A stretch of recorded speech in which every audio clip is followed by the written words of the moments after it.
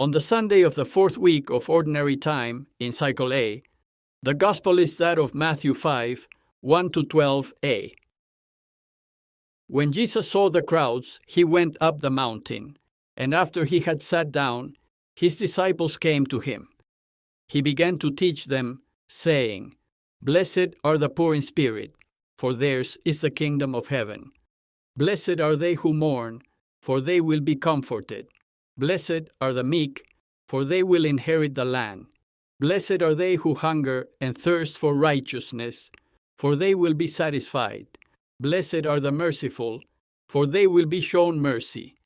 Blessed are the clean of heart, for they will see God. Blessed are the peacemakers, for they will be called children of God. Blessed are they who are persecuted for the sake of righteousness, for theirs is the kingdom of heaven. Blessed are you when they insult you and persecute you, and utter every kind of evil against you falsely, because of me. Rejoice and be glad, for your reward will be great in heaven." When Matthew put his gospel together, around the 90s of the first century, he gathered the most important teachings of Jesus and put them into a kind of introductory sermon. This inaugural sermon is known as the Sermon on the Mount, and in it Jesus sets forth, in summary, the way those who desire God to reign should proceed. And this sermon begins with a passage of the Beatitudes. In Hebrew, Baruch means blessed, favored, or happy. And the text begins with this: "When Jesus saw the crowds, he went up the mountain." The sight of the crowd following him shows us Jesus' concern for a lost and disoriented humanity. Well, to them and to all of us, he would teach the path to true happiness. God wants us to be happy, and through his word, he teaches us how we have to live in order to be happy. He created us as free to choose what will make us happy, and he insists repeatedly that if we want to be happy, we should choose that which he proposes, and that under no circumstances should we choose what will make us unhappy. So to teach us his way, and that way of acting that leads us to happiness, God became a man in Jesus. And just as Moses went up the mountain on Sinai to receive the tablets of the law, Jesus, like the new Moses, went up to the mountain to proclaim the laws that would govern the new covenant, the one that would make us happy. The text says that Jesus sat down, his disciples approached him, and he began to speak, teaching them. The seated posture is typical of teachers who sit in their chairs to teach. And here the Lord, surrounded by his disciples, was going to teach us how we must live if we want to have a happy life. Today's passage makes 9 statements about what makes us happy, and through them Jesus would teach us who are those who would become happy in this life and in the next. The fact is, we all want to be happy, but we wrongly believe that we will be happy when we have no difficulties whatsoever and when we have everything we want. But Jesus teaches us that happiness does not consist of having goods or prestige or power, nor is it about not having hardships or problems. Instead, he will teach us that happiness only consists of loving and being loved. It consists of having a united, supportive, and respectful family, having good, loyal friends, sleeping peacefully, and enjoying the little things in life. Furthermore, he teaches us that one can be happy despite our problems. But how can we achieve that happiness? Jesus' central teaching is that we will achieve it only when we choose God and God's ways in every decision we make. In other words, to be happy, we have to choose the cause of Jesus. And his cause was his Father and everything from or of his Father. So it follows that as God is life, he is truth, he is justice, and he is good. To be happy, we must always choose what gives life and not what takes it away, and choose what makes people live with dignity. We must choose the option where the truth lies, and by no means choose lies. We must choose the best and fairest alternative, always avoiding exploitation, abuse, and injustice. That is, we must always choose what is good, what is honest, and what is right. If we always choose this way, the result will be our happiness. The problem is that normally, taking the side of truth, justice, and life is not convenient for us. It can even harm or hurt us, because we may stop earning, and we can even lose our comfort, security, possessions, prestige, and authority. And the worst thing is that we could even lose our friends and family. Because choosing God often involves sacrifices, limitations, austerities, and giving things up, and we do not like that. We do not want it. Therefore, the biggest impediment to choosing Him is always the consequences or results that we may suffer by acting rightly. And we don't want to take them on, because we don't want to lose or we don't want to stop winning or earning. Well, Jesus teaches us that if we want to be truly happy, we have to choose God and God's ways always, and take the risk of losing.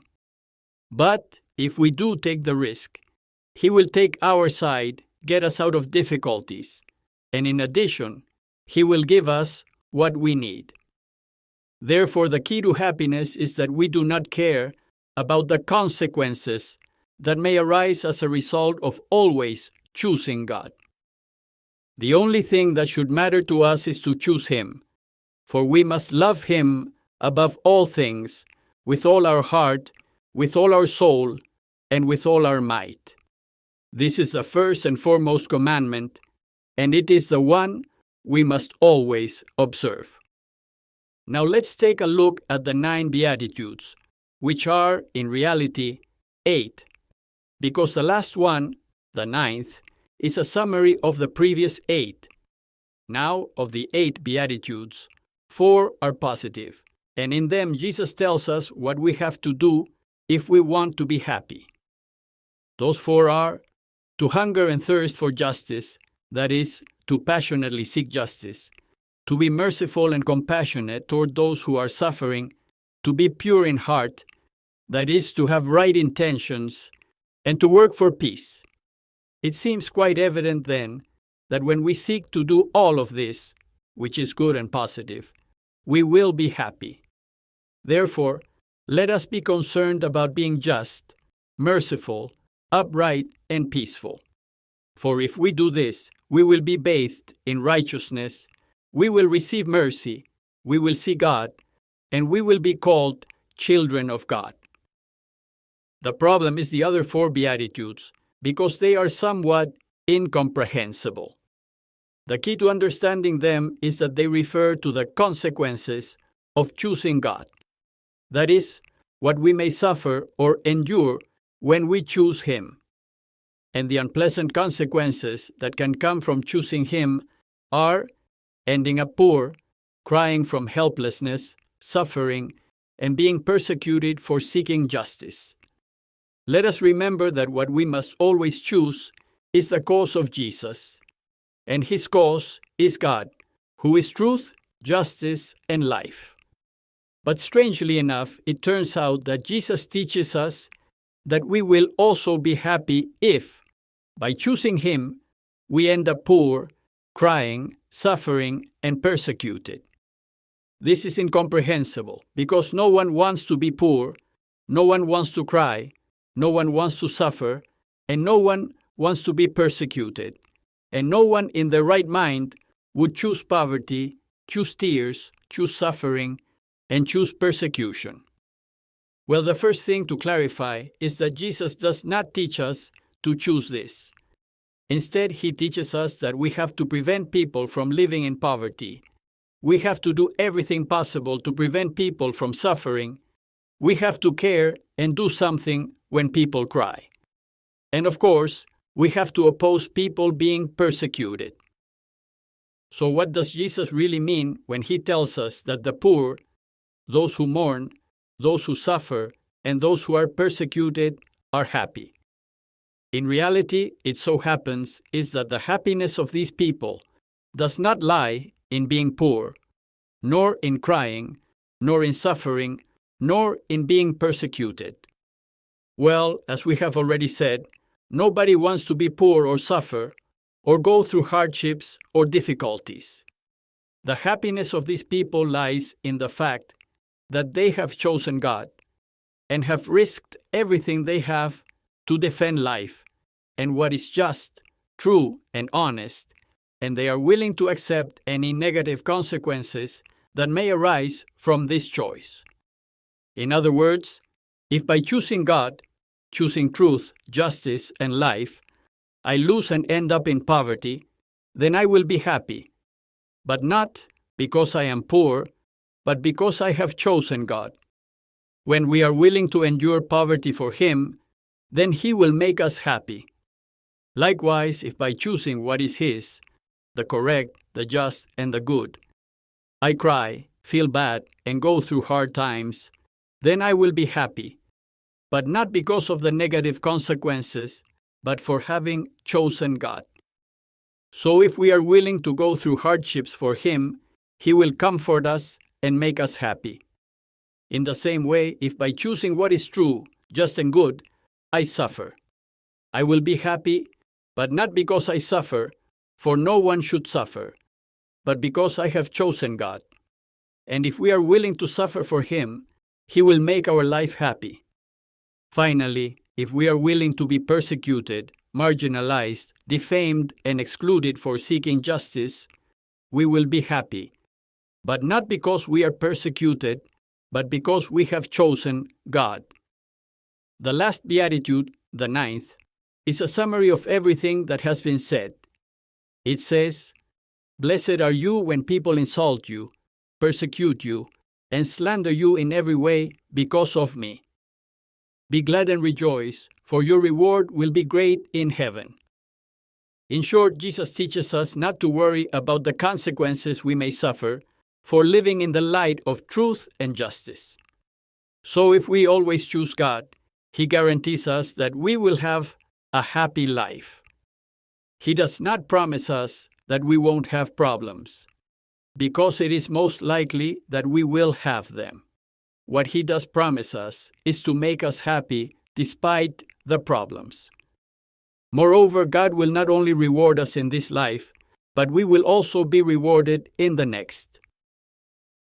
Society of Jesus, Jesuits, Peru.